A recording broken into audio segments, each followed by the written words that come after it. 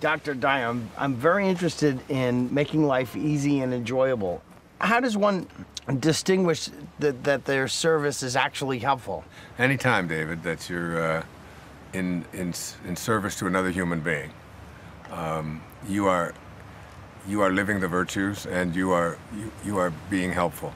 Try to imagine the Creator, whatever your religious persuasion. Just try to imagine that which allows everything to come into this world.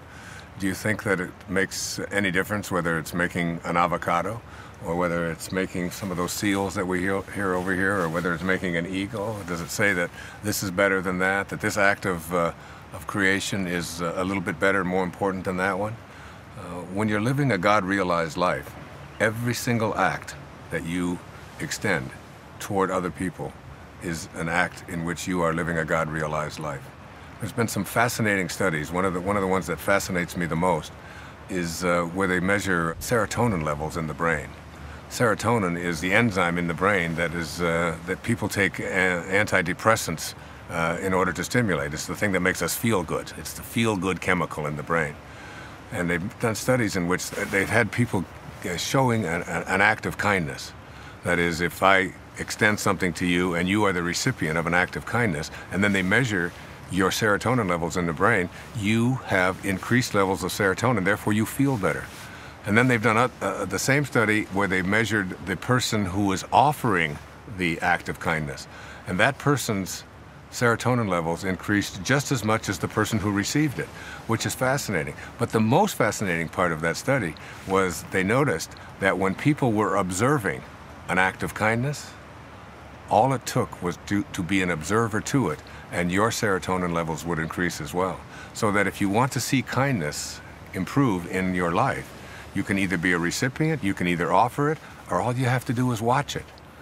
I remember the Dalai Lama once saying at a talk I heard him say, he said that if we were to take every child at the age of 5 and just teach them for 1 hour a week to meditate on compassion, that's all, just to think about compassion for 1 hour a week from the age of 5, that we could end all violence on this planet in 1 generation. That's the power of kindness, of compassion, and remembering that any act, it doesn't make any difference. You can be walking down the beach and you can just pick up a piece of plastic that someone has carelessly left there. You can pick up a cigarette butt. You can help. The other day I was coming out of my hotel, and I was on the 2nd floor, and there was some people that had set their bags out, and there were about 4 of them, and they had to carry them down the steps and over to to their car. And there was an older man there who was going to have to do all of this. And as I was walking down the stairs, I just picked up 2 of the suitcases, and I just walked down the stairs with them, and I put it down. I still haven't forgotten it. I felt good, and telling that story right now means that you're an observer to it as well, and you feel good as well. That's all we have to do. Any tiny little act of kindness is something that puts you in harmony with the source. The Buddha gift story. If we're all one and the same, how are we free of each other's opinions, bad opinions? My teacher, Abraham Maslow, used to say that to become independent of the good opinion of other people is among the highest qualities of people who've reached these levels of higher consciousness, or what we're talking about, the meaning phase of our life, or the afternoon of our life. And most of us get so consumed with what other people think of us. And when Buddha offered that quote, when his devotees said, how can you be so calm in the face of all that criticism? His answer was that question, which was, if someone offers you a gift and you don't accept that gift, to whom does the gift belong? And they all thought about it and then realized that when someone offers you a gift of their opinion, no matter what it is, if you don't accept it, then it doesn't belong to you. And why in the world would you ever be upset about something that belongs to someone else? It's theirs, it's not yours. And that's something that each and every one of us can cultivate. And it goes way beyond just that great spiritual story. It goes into when we put our focus on how much money am I making, or how much prestige do I have, or did I get that promotion, or did I win the game, you know, all of that is really about being dependent upon the good opinion of other people's. You ever watch television and see when the football game is on and the cameras pan the crowd and everybody's number one, and I think, you know, only one person can be number one, you know, only one, but there's all of us out there. So even in a competitive tennis match or whatever it might be that you're doing, there's still the place within you where you can allow other people's opinions to be just what they are and to just enjoy every single moment of it. When I learned that, I used to be a competitive tennis player, and when I learned how to be less focused on what this other guy was doing and whether or not he was making the calls right and whether the wind was in my favor and all of that. And I just began to be in the process, just almost meditating my way through a match. I became independent of all opinions of anything or anyone out there. And the ironic part of it was I became a better tennis player because my mind wasn't on winning and what other people are going to think and the trophy. Just recently, in an Olympic match, there was a high hurdler who was running for the gold medal.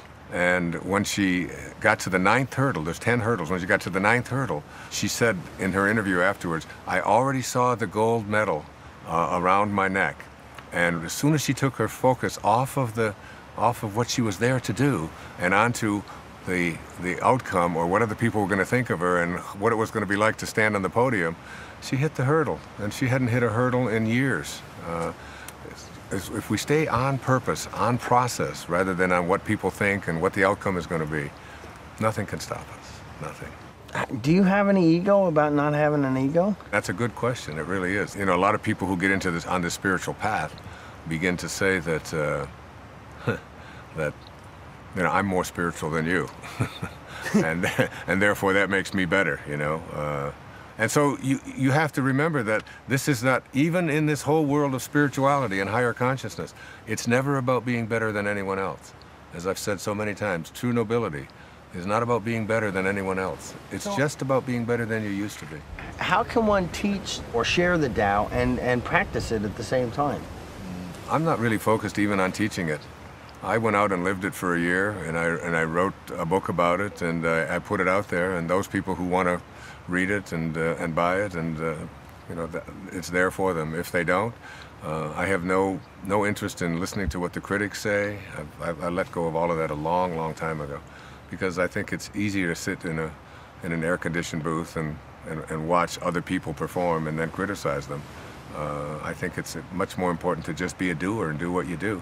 I don't write my books for anyone else. I don't write them to sell. I don't write them to be on the bestseller list. I don't write them to make money. I write because writing is what I am. It's in my heart. And if I can't do that, then I would feel incomplete. I would almost feel like I would die. It would be no longer any reason to live. It's never about the outcome. It's never about other people's opinion. It's not about being more spiritual than everyone else. Each and every one of us. There's not a soul on this planet, there's not a bird, there's not an ant out there that doesn't come from the same source and doesn't return to the same source. Each and every one of us are equal in the eyes of God. The divine, if we are in fact one and all, then it's going to somehow take care of itself. Is that sort of a belief in destiny? And that's another great question. Carl Jung once said that at the same moment that you're a protagonist in your own life and you're making choices, at the very same moment, you're also the spear carrier or the extra in a much larger drama. You know, we are making choices, he said, but we are all doomed to make choices, which is a paradox. You know, we're doomed, that is, it's all set up for us, and we're also making choices. And if you want to get to the highest place in the Bhagavad Gita, the great ancient spiritual text of the Hindu faith, you know, the Bhagavad Gita teaches us, that means Song of the Lord. It teaches us that you have to learn to blend the two opposites and live with two opposite ideas at the same time. I am a choice maker, I am out there, I have a free will, and at the same time, I am being lived by the Tao. And both of those, while they may contradict each other, it's the way of life, because what doesn't contradict? Think about who you are. Think about who you are right now listening to this. Who you are is this thing that's in physical form. It has a beginning, it has an end, it has substance to it, you can touch it, you can feel it, you get a hold of it. And also who you are is totally and completely invisible. That part of you which is listening to this and processing this and thinking about it and wondering about it is invisible. It has no form. You are form and formless all at the same moment. If I want to just wiggle my finger, it's an amazing thing to be able to just take this finger and wiggle it, because here's the finger and I wiggle it. What makes it wiggle it?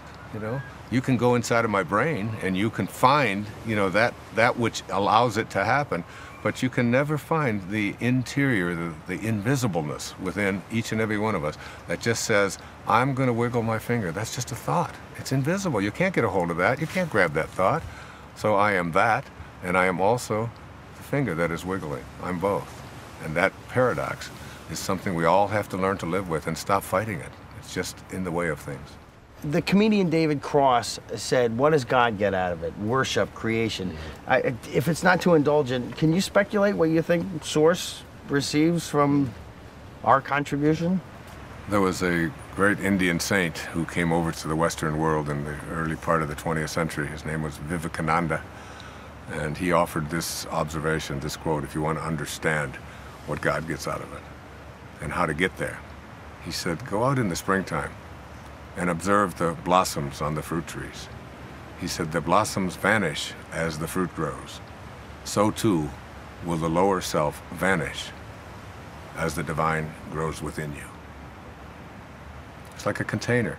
You just let more divinity go in, more service, more living the virtues, more of it. And as you fill yourself with this, rather than the ego and what's in it for me and what can I get, the blossoms vanish, and so too, and the fruit grows, and so too does this false self. It just vanishes. It goes away. The ego goes away, and the divine grows within you. Thank you for the comfort you've given so many with your work and focus. One last question. Can I have some of your old dental floss? Because I want to sell it on eBay. On eBay. As much as you can spare, actually, because absolutely. I'm speculating that a sweater made out of it would go for top dollar.